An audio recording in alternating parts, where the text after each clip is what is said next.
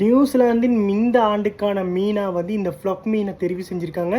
இது எல்லாமே இருக்கட்டும், ஆனால் இந்த மீனுக்கு இன்னொரு இன்ட்ரெஸ்டிங்கான பேர் இருக்குது. அது என்ன பேருன்னு சொன்னால் வேர்ல்டு அக்லிஸ்ட் ஃபிஷ், உலகின் மிக அசிங்கமான மீன் என்ற ஒரு பேரை வச்சு தான் இந்த மீனுக்கு ஆரம்பத்தில் ரெக்கனைஸே பண்ணாங்களாமா.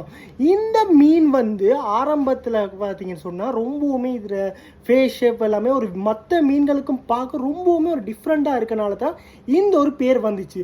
ஆனால் இந்த ஆண்டு ஒரு மிகப்பெரிய நியூசிலாந்தில் சுற்றுப்புற சூழல் அமைப்பில் வந்து ஒவ்வொரு வருடமே இந்த அழிஞ்சுக்கிட்டு வர விலங்குகள் இனங்கள் இருக்குது, அதுகளை கணக்கெடுத்து பண்ணி அங்கேருந்து ஒரு மக்களிடையே ஒரு ஓட் பண்ணுவாங்க எந்த இனத்தை பாதுகாக்கணும் அப்படின்னு.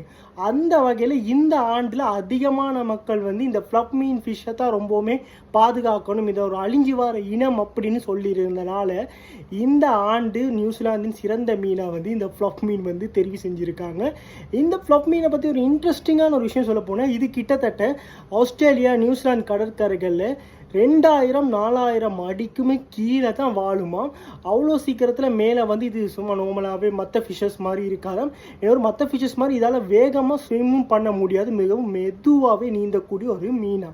அது மாத்திரம் இல்லாமல் இந்த ஃபிஷ் வந்து ரொம்பவுமே ஒரு பளபளப்பான ஃபிஷ்ஷும் கூட.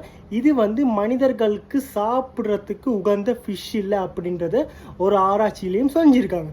ஸோ ஒரு வேர்ல்டுலே அக்லிஸ்ட் ஃபிஷ்னு சொல்லி முத்திரை குத்தப்பட்ட ஒரு மீனினம் தான் இன்று நியூசிலாந்தில் சிறந்த மீனாக தெரிவு செய்யப்பட்டிருக்கு. ஸோ மீனுக்கே வாழ்க்கை வரும்போது உங்களுக்கு வராதா என்ன? எங்களுக்கு தெரியும், நீ மூணு